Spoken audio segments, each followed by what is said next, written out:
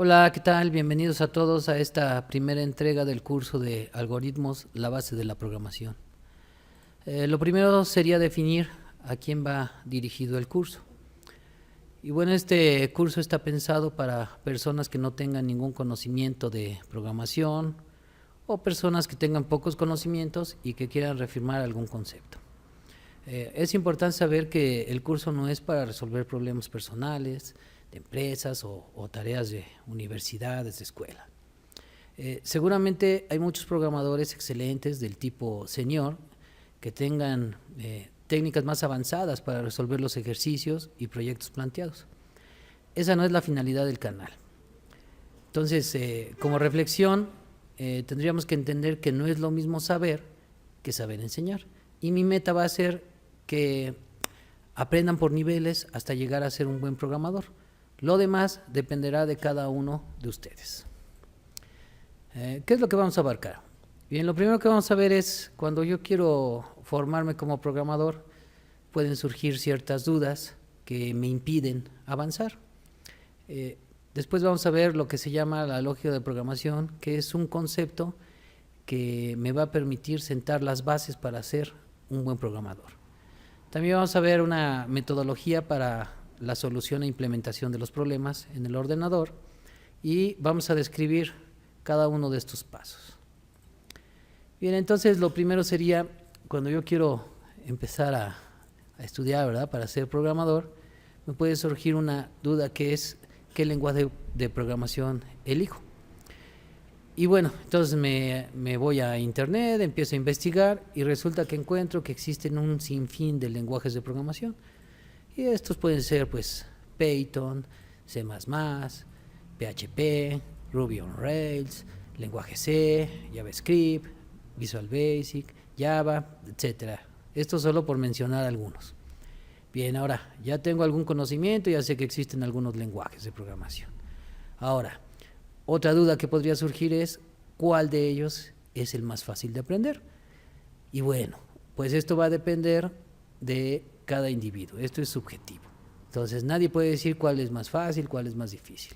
Entonces no sé, a lo mejor ponemos a Java en tercer lugar, a PHP en primer lugar, a JavaScript en segundo lugar. Pero repito, esto es subjetivo.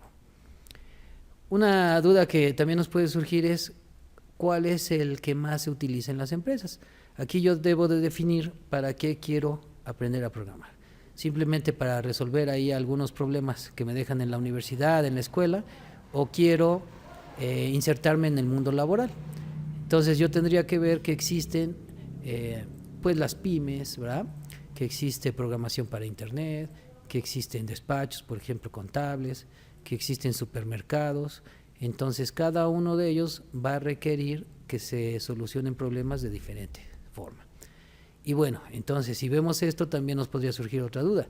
¿Solo debo de aprender un lenguaje o tendrán que ser varios?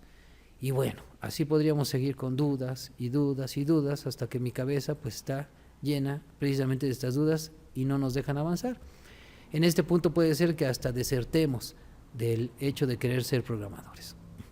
Bien, entonces vamos a quitar todas estas dudas y nos vamos a concentrar en algo importante. Este concepto que es la lógica de programación. Vamos a ver a qué se refiere esto. Bueno, entonces, la lógica de programación, ¿qué es? Es desarrollar, ¿verdad?, las habilidades para distinguir las alternativas válidas que pueden darse para resolver un problema. Estas alternativas pueden ser mejores o peores, eso ya veremos después. Ahora, casi todos los problemas con los que nos vamos a enfrentar tienen estas dos partes. La parte lógica, que es ver cómo se puede resolver, y la parte matemática, pues casi todos los problemas que vamos a resolver conllevan operaciones. Entonces, estos dos conceptos, pues los tenemos que fortalecer. Bien, ahora que ya sabemos más o menos qué es la lógica de programación, nosotros vamos a seguir una metodología para aprender, para adquirir esta lógica y reforzarla. ¿Cuál sería la metodología? Bueno, esta metodología que aquí describo es la que personalmente yo utilizo. Y bueno, conlleva una serie de pasos. Ahorita simplemente los voy a mencionar y después vamos a abarcar cada uno de ellos. Sería el planteamiento y el análisis del problema. Aquí veríamos si puedo resolver el problema y si lo entiendo. Segundo sería el diseño del algoritmo. El algoritmo está definido por una serie de pasos que nos llevan a una solución. Ahora, nosotros tenemos que hacer una representación del algoritmo. Para hacer esa representación tenemos dos formas: diagrama de flujo o pseudocódigo. También tenemos la prueba de escritorio, que sería ver línea a línea si funciona nuestro problema y cuál es el resultado que nos bota para saber si está bien hecho. Después, hasta que lleguemos a la etapa de codificación, aquí es donde nosotros ya tendríamos o podríamos elegir el lenguaje de programación, dependiendo lo que vamos a hacer. Después vamos a hacer la compilación o interpretación. Esto quiere decir que los lenguajes de programación pueden ser o compilados o interpretados. Eso ya lo vamos a ver con calma. Y después hacemos la ejecución, que es ver ya en la pantalla cómo se ejecuta el programa. Posteriormente haríamos la fase de depuración. Esto es, si nosotros cometimos algún error que normalmente es lógico, tendríamos que ver cómo solucionarlo. Y al final, si todo está bien, nosotros ya haríamos la parte de la documentación y mantenimiento. Vamos a ver cada uno de estos puntos un poco más con detalle. Entonces, en primer lugar tenemos el planteamiento y análisis del problema. ¿Qué sería esto? Entonces, a nosotros nos dan un problema, lo primero que tenemos que hacer pues es entender el problema, qué es lo que nos pide, qué es la salida que necesita, y también necesitamos verificar si nosotros podemos solucionarlos, es decir, si tenemos los conocimientos suficientes y si existen las técnicas o los elementos necesarios.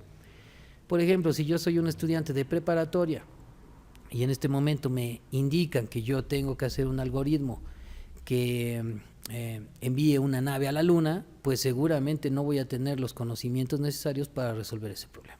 Entonces aquí es muy importante este punto.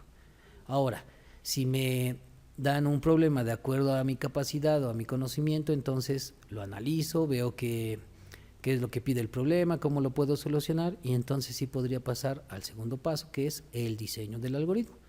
Y entonces el algoritmo, ¿qué hace? Dice que se anota una serie de pasos, ¿verdad?, con los cuales solucionaríamos el problema. Estos se anotan en lenguaje natural, es decir, el lenguaje que nosotros practicamos, que en este caso pues, es el español. Un ejemplo de un problema muy rapidito. Si yo les indicara, a ver, yo necesito que resuelvan el problema de ir desde su casa hasta el mercado. Ese es un problema. Bueno, pues a lo mejor ustedes me dirían, el paso número 1, pues salgo de la casa, el paso número 2, cruzo la calle, el paso número 3, camino 5 cuadras, y el paso número 4, llego al mercado. Ese sería el algoritmo, así de sencillo, de escribir en pasos cómo solucionaría ese problema y con nuestro propio lenguaje. Bien, una vez que tenemos esto, en ese momento ya está solucionado el problema. Ahora hay que ver que las palabras que yo utilizo pueden ser ambiguas para ciertas personas, las pueden entender de una u otra forma. Para eso entonces se utilizan las técnicas de representación, quiere decir estandarizar un poquito esas palabras que yo puse, para que así cualquier otro programador, si ve este algoritmo representado, pueda ser más fácil entenderle. Entonces, para esto tenemos dos tipos de representaciones: la representación gráfica y la representación no gráfica. La representación gráfica se llama diagrama de flujo, que consiste en una serie de símbolos que se van interactuando, uniendo, y que nos indican cómo se va a solucionar el problema.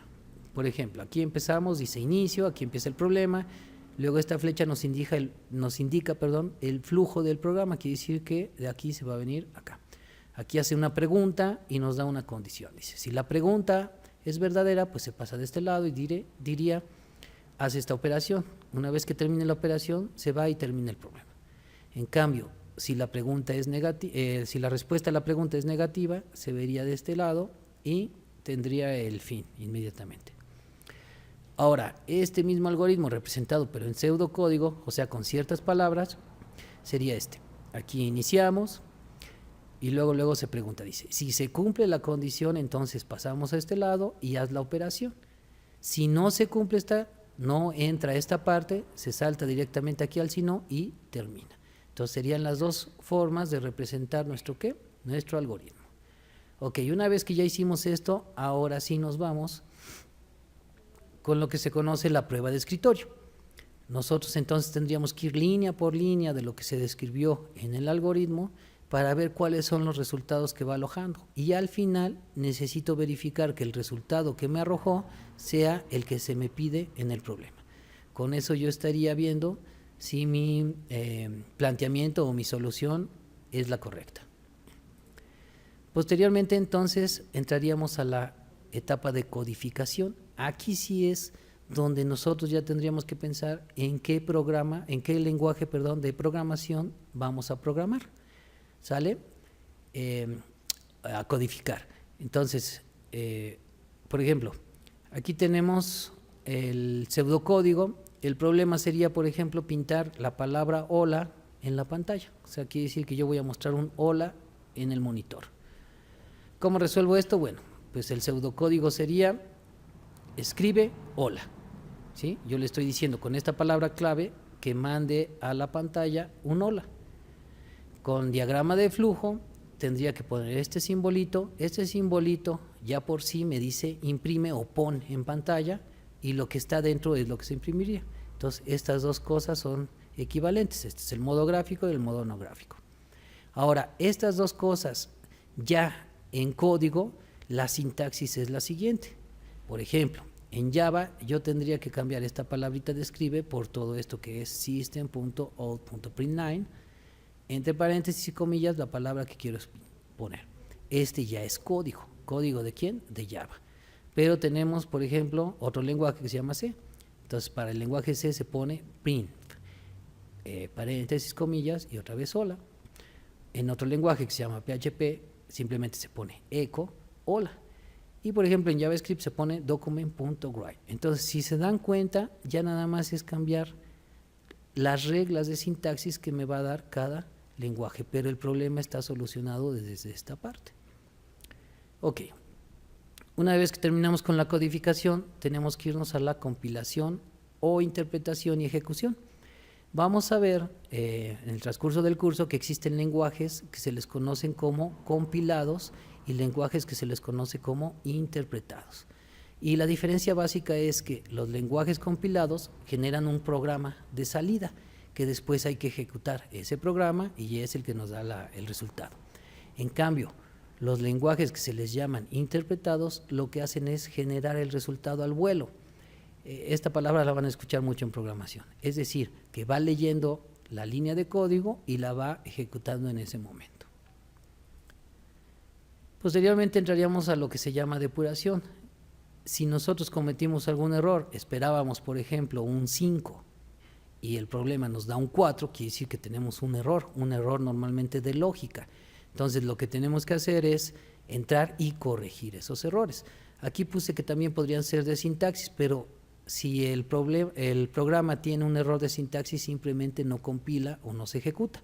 Entonces, nada más son los errores lógicos. Pero sí es cierto que existen estos dos errores: errores de sintaxis y errores lógicos.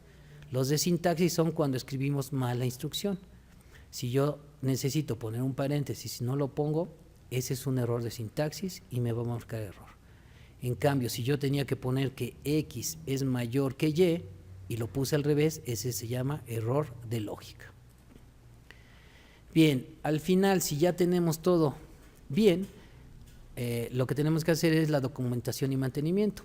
Obviamente en programas pequeños de unas cuantas líneas, pues no tiene sentido realizar esta documentación, pero en programas grandes ya que se conocen como sistemas, sí es válido hacer estos documentos. El primero sería para ver el uso del mismo, quiere decir cómo el usuario va a interactuar con nuestro sistema, y esto le vamos a llamar, o es conocido como manual de usuario. También es importante detallar las especificaciones técnicas en otro documento que va a ser conocido como manual técnico. Esto es por si nosotros ya no queremos o ya no somos los programadores de la empresa y alguien más tiene que venir y modificar nuestro código o ampliar el sistema, pues tiene que tener una base para saber con qué lenguaje fue hecho, con qué paradigma, etcétera. Bien, pues hasta acá sería la pequeña clase de introducción para lo que es algoritmos. Y bueno, vamos a hacer un pequeño resumen que aprendimos hoy. Bueno, pues vimos que cuando nosotros queremos ser programadores, podríamos encontrarnos con dudas, ¿no? Que ciertamente no son fáciles de resolver y que podrían detener nuestro aprendizaje. También aprendimos que existe un concepto que se llama lógica de programación y que es realmente lo que nos va a dar las bases para ser buenos o malos programadores. También aprendimos que existe una metodología para solucionar e implementar cualquier programa que me presenten, y fuimos describiendo cada uno de estos pasos. Entonces esto fue lo que aprendimos y vamos a revisar qué podríamos aprender. Vamos a ver los ejercicios propuestos. Esto yo les recomiendo que lo hagan. Yo sé que muchos a lo mejor no los van a querer hacer, pero les recomiendo que lo hagan y los vamos a revisar en la próxima entrega. Entonces, pues, podrían realizar un algoritmo para llegar al mercado desde tu casa. Este sería el primer planteamiento que ponemos. Y el otro problema sería realizar un algoritmo para llegar al trabajo o escuela desde que te despiertas. Entonces, necesito que hagan una descripción de los pasos, cómo solucionarían esto, paso por paso, en su propio lenguaje. Les digo, les recomiendo que hagan los ejercicios, porque si no, pues va a ser muy complicado, ¿verdad? Que sigamos avanzando. Bien, y ahora sí, entonces veríamos qué es lo que podríamos afrontar en el próximo video. Y bueno, en el próximo video vamos a ver cómo resolver los ejercicios que estoy proponiendo. Vamos a ver también conceptos básicos de programación que se usan en cualquier lenguaje. Por eso nosotros vamos a aprender conceptos básicos que se pueden aplicar en cualquier lenguaje. Ya después, cualquier lenguaje que ustedes quieran utilizar, utilice estos conceptos, más algunos que son particulares de cierto lenguaje. También vamos a ver los operadores básicos que se manejan en cualquier lenguaje, y vamos a proponer nuevos ejercicios. Y bueno, pues hasta acá la entrega de hoy. Espero que haya sido de su agrado y espero verlos en la próxima entrega. Y hasta entonces, que estén muy bien. Gracias.